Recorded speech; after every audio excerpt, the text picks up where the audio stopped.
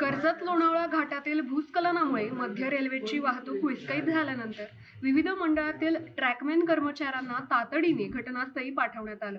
यामध्ये भुसावळ मंडळातील मनमाडच्या ट्रॅकमॅन कर्मचाऱ्यांनी 4 दिवस मुसळधार पावसात आणि जीवघेण्या परिस्थितीत रेल्वे मार्गावरील मलबा हटवण्याचे काम अखंड सुरू ठेवलं। घरापासून दूर राहून दिवस रात्र केलेल्या त्यांच्या अथक परिश्रमामुळे रेल्वे मार्ग पूर्ववत करण्याचे काम वेगाने सुरू असून हजारो प्रवाशांच्या सुरक्षित प्रवासासाठी त्यांनी मोलाचं योगदान दिले।